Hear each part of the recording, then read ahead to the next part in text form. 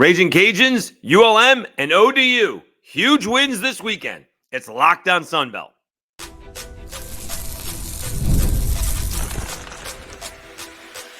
You are Locked On Sunbelt, your daily podcast on the Sunbelt Conference, part of the Locked On Podcast Network, your team every day. All right, Dave Schultz, Locked On Sunbelt, your team every day. Today's episode is brought to you by FanDuel. You can start the season with a big return on FanDuel. Place your first $5 bet, and you'll get started with $200 in bonus bets. Guaranteed. Visit FanDuel.com to get started. All right, a big weekend. We'll get to the big wins. JMU had another blowout victory. Alonzo Barnett the third. Another big weekend with 6 touchdowns. Some bad losses. Texas State with a brutal loss. And, of course, they got offered an opportunity to go to the Mountain West, which I don't think they should. We will talk about that later on. But Ragin Cajuns with a big win over Wake Forest in a ball game. I don't know about you guys, but when it is the Sun Belt going up against a Power 5 team, or in this case, Power 4 team, and I don't care if I say this, like Wake Forest could be the worst team in the ACC. Nonetheless, it's a different level of competition. And Wake was only favored by like 3.5. We cashed in on that ticket, by the way, both with the line and the money line. But I always think there's got to be a little cushion because something's going to go the other direction. In this game, the Cajuns were ahead. I didn't really like the 14-3, 4th and 5 fade route. 4th and 5, let's get something high percentage and then do the fade route if you want to try that on first down. So I didn't like that. But they were ahead all game. I don't think Wake led at all. 7-0, 7-3, 14-3, 14-10, 21-10, 21-17, 24-17. It was 24 all, 31-24, 31 all, 38-31, and 38 all, and 41 to 38. So they never actually had to come from ahead to win the ball game. But obviously they had to overcome a lot of penalties. Even Mike Desimo admitted, that Tyrone Lewis Jr. Targeting is unfortunate, right? The Wake wide receiver went up, was going down after he missed the ball, and Tyrone hit him in the head because he was falling down. You also can't leap and thrust your helmet into a quarterback. I mean, you can't do it. All right. We need to have better discipline, especially when it's a step and a half. But the one at the end of the ball game was ridiculous. That led to the tying touchdown where the Cajuns cornerback put his head. He did lower his head, but it looked like he hit him directly in the shoulder because his shoulder popped out, by the way. That's how he hit him in the shoulder. His shoulder popped out, or at least it looked like it. The way he was holding his arm leaving the field. So it just didn't go well. Usually when you hit the road, and I'm not sure why this is the case, but usually when you hit the road, you get the conference that you're with comes with you, right? So sort of evens things out. You got the home fans and the home field advantage, but the referees, who are supposed to be unbiased, usually come with the road team. Usually that's the way it is. That's why I always thought it was. Apparently not ACC officials. And now you're going to start, as if we already hadn't had this issue before, you're going to start getting complaints that officials are, quote, fixing games to allow teams into the playoffs, as if that hadn't happened for Alabama for a decade. I mean, that was the big joke in the SEC. We're going to do what's best for Alabama because that's our best chance to win a national championship. All right. Nonetheless, the Cajuns with a huge win. I don't think they handled the end of the game management correctly. They really should have been trying to, and they did try and run a bootleg. That actually was defended pretty well by Wake Forest. But if they kick that field goal, with 15 seconds left or whatever it is, as time is winding down, then there's no shot for what happened at the end. For Wake, they really should have kicked that field goal with the time winding off of the clock and hitting 0 when they hit the field goal. Instead, we get dramatics. Wake Forest makes their way down the field, and they got to hit a field goal, and it hits the upright. And Dr. Brian Maggard, leaps 20 feet in the air. Cajuns AD, by the way. You can go watch the replay. I tweeted it out. You can see it. He is right under the upright. So Cajuns with a big win. They get Southern Miss this week, and they got to get that bugaboo out of there. They got to win that ball game.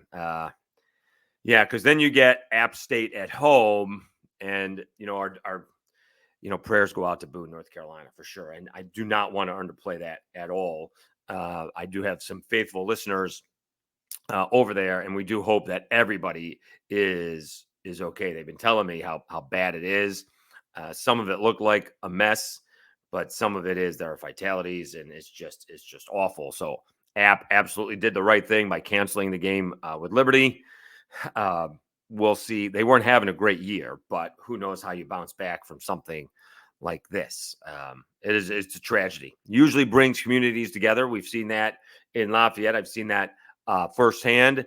We have seen, South Alabama sending truckloads of supplies to Lafayette in the past, and maybe we doing the same thing back to them. But we have seen that, and I'm sure the Sun Belt will come together to help out App State. Having said that, the Cajuns with a great win, big win. They are 4-1 with now only a loss to Tulane. Looking pretty good. You can't have this letdown and take this big sigh of relief, which should have been done on Sunday, or at least enjoyed on Sunday, and then come back to work, because you have Southern Miss and App, and you have a chance to be 2-0 early on, because Texas State doesn't look like the way they were supposed to, and App State so far this year doesn't look like the way they were supposed to. So the Cajuns get a win, but maybe even the bigger win of the weekend, and it's not pretty, all right, but this is not gymnastics. It's not diving. You don't get judged on that, at least in this case. ULM with a huge 13-9 win over Troy. Now, Troy quarterback Goose Crowder went out early, so they were down to their second and third string quarterback throughout the ball game. But ULM was down to their third string quarterback in the ball game, who, by the way, if you haven't already known this, if he hasn't already mentioned this, Aiden Armenta will be the starting quarterback for ULM, at least this week, going up against JMU. All right. They did start General Booty. He was 1 of 4 for 8 yards. Hunter Herring came in on either the first drive or very early on, but Aiden Armenta went 4 of 6 for 108 yards. But it was really Ahmad Hardy who carried the team. 27 carries, 106 yards, 1 touchdown. They stopped Troy on the ground, and then when Troy knew they were going to run the football, ULM, Troy couldn't stop them. Like, Troy could have gotten off the field, and I think ULM converted, if I remember off the top of my head, because I watched it, they converted a 3rd and 3. Oh, they got a false start. No, that's a different one. Oh, end of the game. Yeah, no, they converted a 3rd and 7 at the Troy 37, and Hardy ran for 12 yards. So that's right. So they converted it. Troy knew they were going to run, still couldn't stop them. That's really impressive. ULM is the biggest surprise in college football, bar none. Not anybody in the top 25. ULM is 3-1. Their win total was 1.5. JMU may be a tall order for them, but again, you do have some winnable football games, right? They're playing Southern Miss. We'll see what South Alabama is. They're at Marshall, Texas State. Heck, is Auburn even all that good? And then they do finish up with that Arkansas State and Louisiana. All right, big ball game for Coach Brian Vincent and ULM. And how about those ODU Monarchs getting off the schneid, getting a huge win against Bowling Green, 13 fourth quarter points, coming from ahead, oddly enough, to win this ball game, 30-27 over the Falcons, scoring in the last minutes of the game when their starting quarterback got hurt. Colton Joseph was your quarterback, and though he did throw a couple of passes and complete them, he still led a 13-play, 79-yard drive and they scored with 24 seconds left. Aaron Young with a 4-yard touchdown run, but it's Aaron Young for 15. Aaron Young for 4. Colton Joseph run, no gain. Colton Joseph, incomplete pass. Colton Joseph, they did have a 15-yard pass to Pat Conroy. All right. Aaron Young for 4 yards on the ground. Colton Joseph for 3 yards on the ground. Aaron Young, 3 yards on the ground. Colton Joseph runs for 4. Did have one pass complete to Deontay Vines for 6 yards. So he completed 2 passes for 21 yards. Joseph did run for 21 yards to set up the Young touchdown, but that's a huge win for ODU. Gets them off the schneid. I thought Bowling Green was going to win that ball game because ODU just is not offensively. They just have not been very good. They just scored a season high, right? They lost 23-19 to South Carolina. They lost 20-14 to, they lost 23-19 to South Carolina. East Carolina, they lost 20-14, and they lost 37-17 to Virginia Tech. So they just scored their most points this year. They are on the road to Coastal Carolina. It does not get much easier next week. All right, let's take a timeout. We'll go over more of the action. Whatever action we don't get to, we'll wrap it up on the Tuesday edition. But we'll talk about Texas State losing one, JMU with a big win, and the Bobcats get that Mountain West offer. I don't think they should take it. Let me tell you all about that right after I tell you about FanDuel.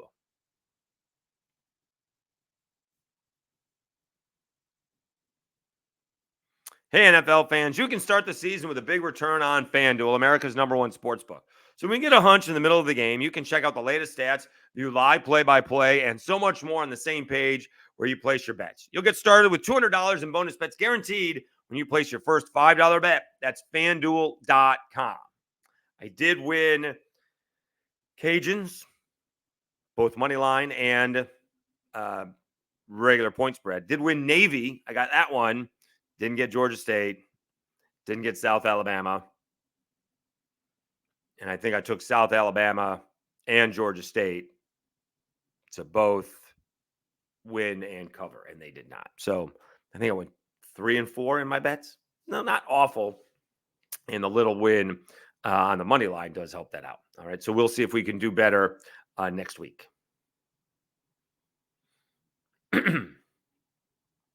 All right, Dave Schultz, Locked On Sunbelt, your team every day. Amid reports that Texas State has received an offer, ESPN's Pete Thamel reported it, among others, that the Mountain West had reached out and given Texas State an offer. We'll get to that later on because they just absolutely blew this football game, right? They 100% blew this football game. They were blowing out Sam Houston State 22-0, 7-0, 15-0 on a fumble return, a touchdown, and they go for 2 and get it. Then Sam Houston punts, they get another touchdown. I don't know what the official first quarter stats were, but it was a lot of yards to not a lot of yards. And it was 22-0 Texas State. They led 32-21 at half. So Sam Houston got back into it. Texas State forced a punt on the first Sam Houston possession to begin the second half, and Texas State gets a touchdown, 39-21. This is where the game switched. Sam Houston misses a field goal. Texas State, they go for it on 4th and 1 at the Sam Houston 37. I can't even be all that upset about it. I can't really punt on the Sam Houston 47, and I'm not really kicking a 54-yard field goal. But Sam Houston stops him.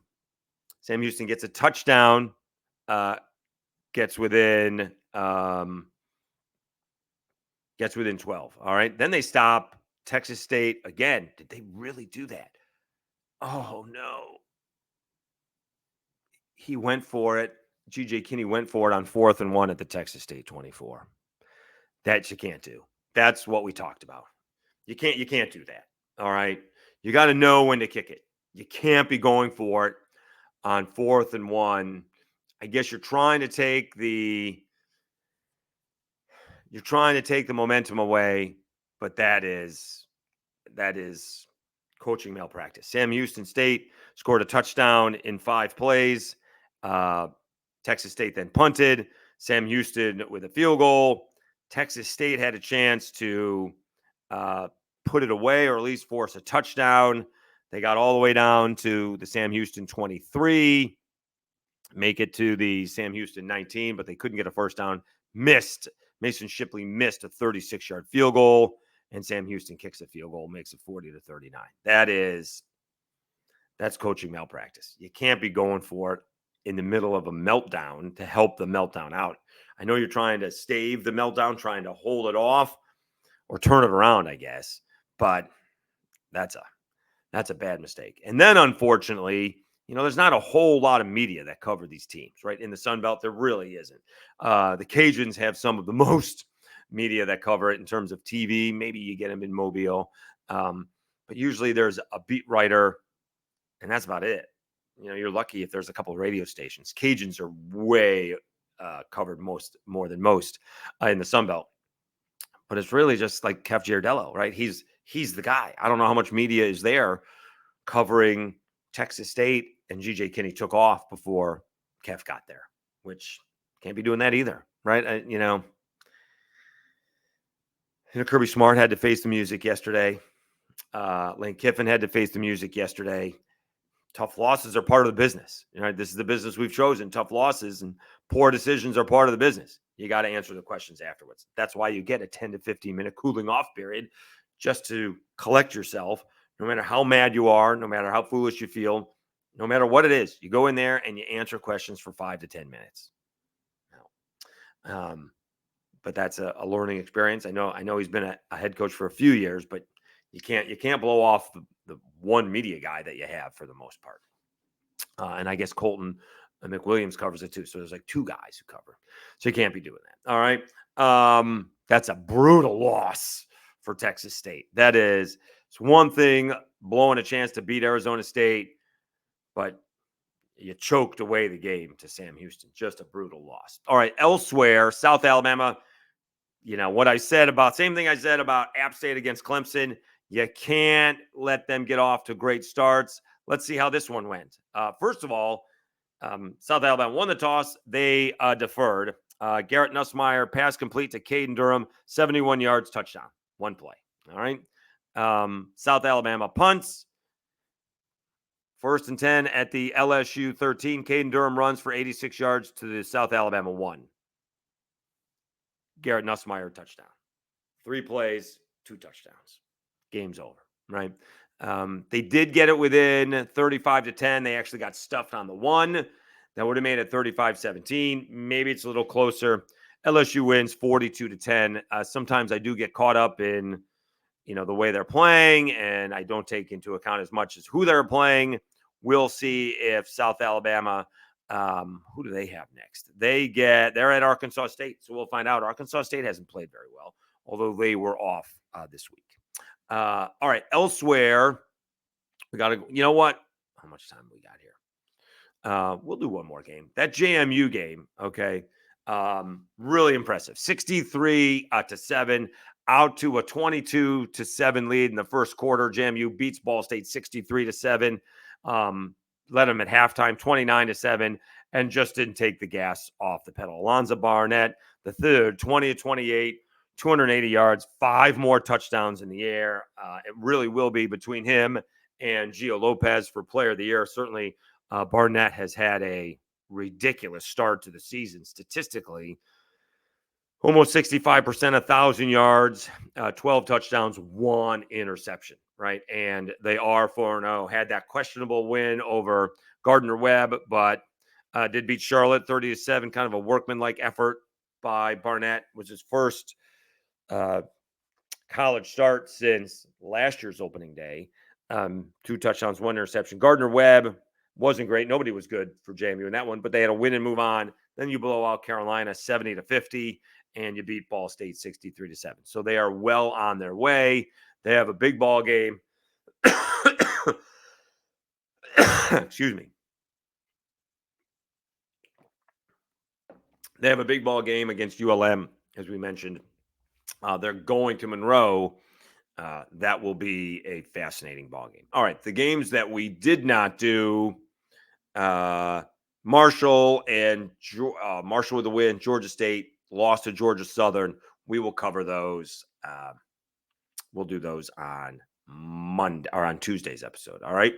We're also going to try and reach out to somebody to see if they want to come on this week. We'll send out the Sunbelt, the lockdown signal.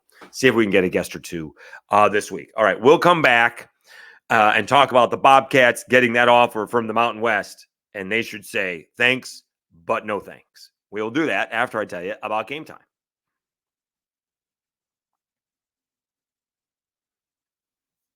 Game Time has a new feature called Game Time Picks that makes getting tickets for your favorite live events even easier. Game Time Picks filters out the fluff to show you only incredible deals on great seats so you don't have to waste time searching through thousands of tickets. Game Time Picks curation makes it easier to save on sports, concerts, comedy, theater, and you get all-in pricing. Toggling this feature shows the total up front with no surprise fees at checkout. You have to have PS. You have to have the all-in pricing must be on to have this feature working. All right. If you get the seat views, you can see where you're sitting, panoramic view from your seat in the app before you buy, and you get the lowest price guaranteed, or Game Time will credit you 110% of the difference. And remember, you get that Game Time ticket coverage. Your purchase is covered with the most flexible customer service policy in the ticketing industry. Take the guesswork out of buying tickets with Game Time. Download the Game Time app, create an account, and use code LOCKEDONCollege for $20 off your first purchase. Terms apply. Again, create an account and redeem code LOCKEDONCOLLEGE, Locked On College, for $20 off. Download Game Time today. What time is it? It's game time.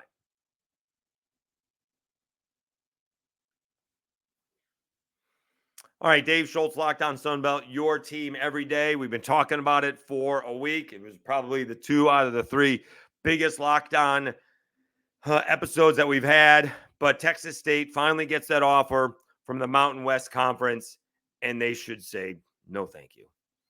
The Mountain West is not what they used to be, okay? At least preliminarily. Okay, because Fresno State, let's see if we can get them. Fresno State, Boise State, Colorado State, San Diego State, and Utah State are out of there. They're going to join the Pac-12. UNLV, San Jose State, Wyoming, Hawaii, Nevada, New Mexico, and Air Force are your Mountain West. You're telling me that's better than the Sun Belt Conference? I don't think so. This Mountain West gets $4 million per now. That ain't going to move. That ain't going up. That's going down. You're not going to get more money.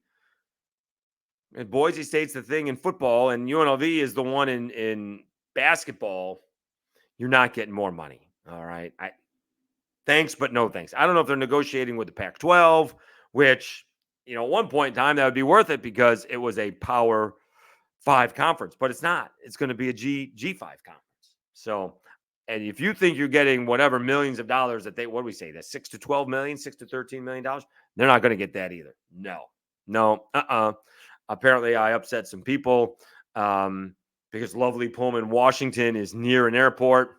Okay. It is all the way in the middle of nowhere, Washington. All right. It is a few hours south of Spokane, very close to Idaho. And I got to look up if Idaho or Idaho State is in Moscow, right? That's basically the airport is in between the two cities, which combine for about 60,000 people. This would be a major mistake for Texas State. And I think the people who think they should be joining the Pac-12 are looking at some of the names and not realizing the costs that are going to be involved and the amount of money that's coming is not nearly going to be enough, I don't think. Now, if somehow Texas State can end up in the same conference as UTSA, I don't even know if those two teams want that, to be honest with you.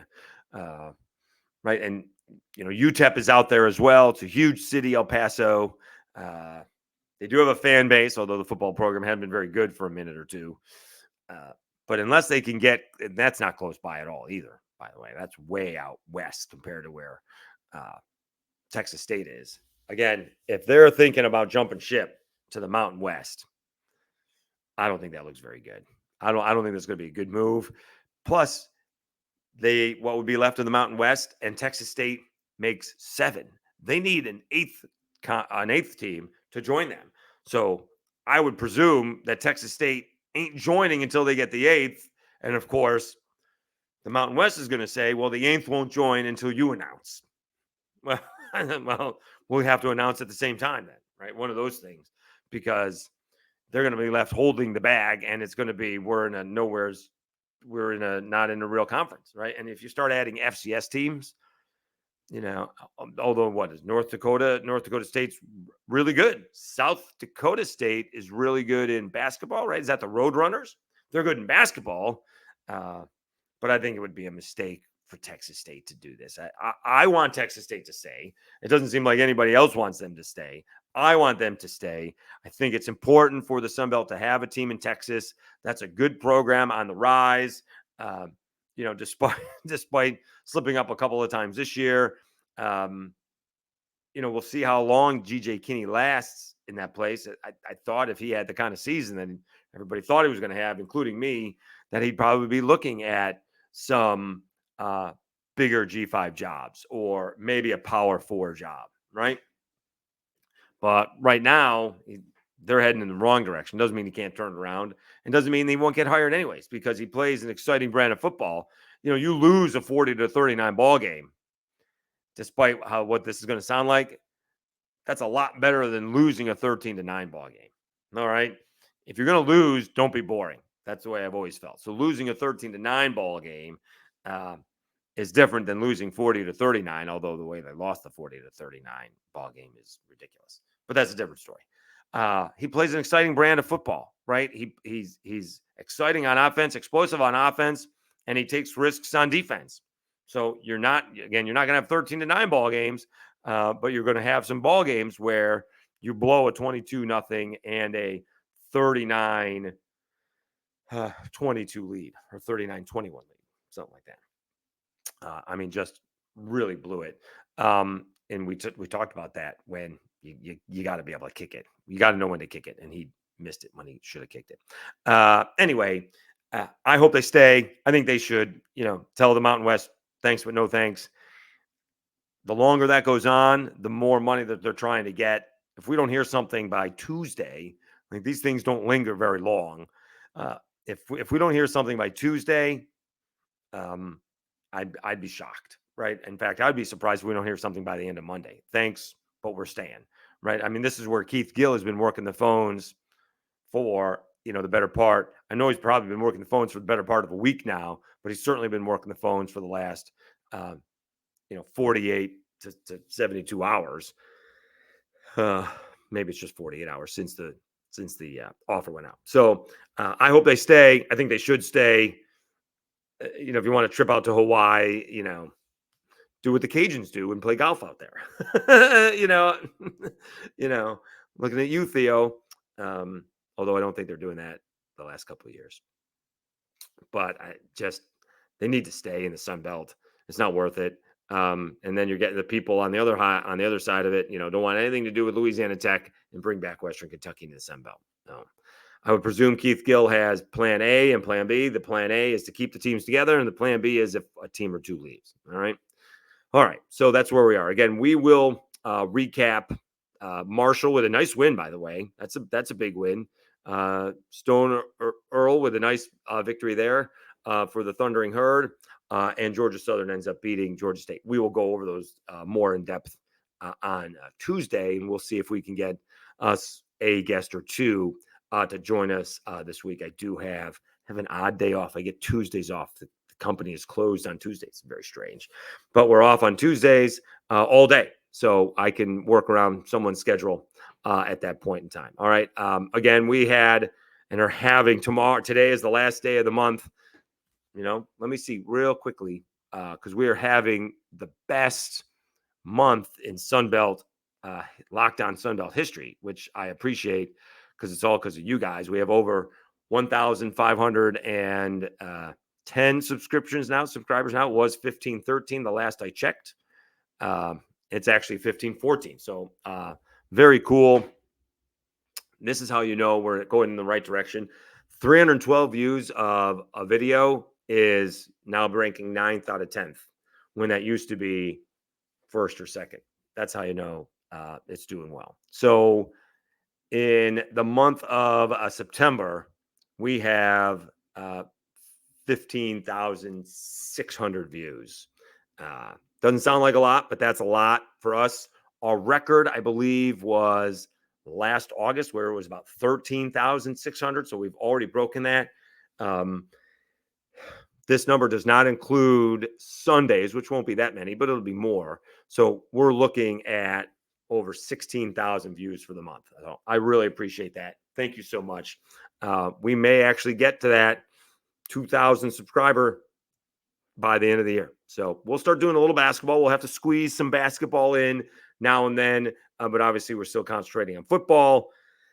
And that coaching carousel, unfortunately, is going to start in the not too distant future. So that'll give us something to talk about as well. But again, thank you so much. Over 1,500 subscribers. Continuing to get feedback. Again, it is me in the comments when it says Locked On Sunbelt making the comment. That's me. So I appreciate everybody watching. I appreciate the comments. Thank you so much. You've been watching Locked On Sunbelt, your team every day.